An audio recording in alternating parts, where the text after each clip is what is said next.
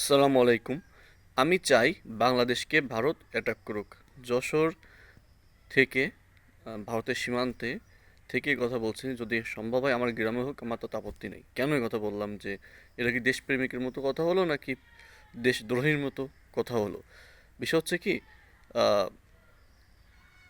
যদি আমি আপনাকে প্রশ্ন করি যে পাকিস্তান বাংলাদেশ থেকেও ইকোনমিক্যালি অনেক উইক, তারপরে কেন পাকিস্তান এত দাপট দেখায় বেড়ায় কাতারে, সৌদি আরবে? কারণ ভারত শক্তিশালী।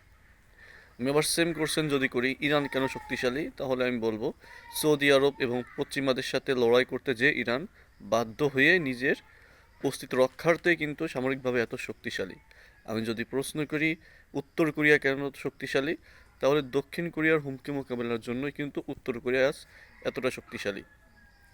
ঠিক তেমনিভাবে মায়ানমার পারমাণবিক অস্ত্রের দিকে ধাবিত হচ্ছে, কারণ মায়ানমার চীন বা উত্তর কোরিয়া বলাকে যার প্রবল সম্ভাবনা আছে, যেমনটি সম্ভাবনা দেখা দিছে ভেনিজুয়েলা, ব্রাজিল থেকে শুরু করে ইরান পর্যন্ত।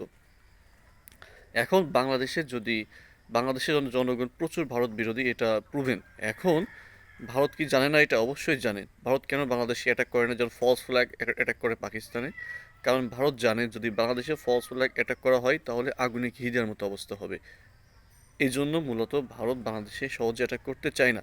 আর দ্বিতীয়ত অ্যাটাক করতে চায় না এই কারণে যে বাংলাদেশের, আমাদের বইতে পড়ানো হয়েছে বাংলাদেশে তিন দিকে ভারত। বিষয়টা এমন না। আমি মনে করি যে সামরিক, আমার কথা না, এটা সামরিক বিশেষজ্ঞদের কথা, যে বরঞ্চ ভারতের চারদিকে বাংলাদেশ। কারণ বাংলাদেশ ভারতের হার্টে আছে। সো এখানে হার্টে ক্লিক করা যায়, তাহলে ভারত টুকরো টুকরো হয়ে যাবে। ভারত যে হায়দ্রাবাদকে গিলে খেয়েছে, কাশ্মীরকে গিলে খেয়েছে, সিকিমকে গিলে খেয়েছে এবং ত্রিপুরা থেকে শুরু করে অনেক সেভেন সিস্টার রাজ্যকেই সে আধিপত্যের জোরে গিলে খেয়েছে। সেটা বাংলাদেশের সাথে করতে গেলে ভারত চেষ্টাও করে। ভারতের জন্য এটা ভারতের অখণ্ডতা রক্ষার একটা বড় চ্যালেঞ্জের সামনে আসবে। বিধায় ভারত এই কাজটা করতে চায় না। আর আমি চাই ভারত বাংলাদেশকে একবার অ্যাটাক করুক। বাংলাদেশে বাংলাদেশ যেন সামরিকভাবে আরও শক্তিশালী হয়, অর্থনৈতিকভাবে এত শক্তিশালী হয়। বাংলাদেশকে যে মিডিয়া সাংস্কৃতিক অঙ্গন যে বয়ান প্রতিষ্ঠা করছে যে ভারত ছাড়া বাংলাদেশ অচল, ভারতের এত আধিপত্য বাংলাদেশ থেকে চিরতরে বিদায় হবে শুধুমাত্র একটা অ্যাটাকের পরে। যদি আমার পরে অ্যাটাক হয়, আমি যদি দুনিয়া থেকে বিদায় নেই, এখানে অ্যাটাক হোক, তাতে আপত্তি নাই। তবে আমি চাই বাংলাদেশকে ওপর ভারত অ্যাটাক করুক, আমি এটা চাই। এখন এর জন্য যদি দেশোদ্ধারই হয় তাহলে কিছু করার নাই। তবে এটার সম্ভাবনা খুবই কম।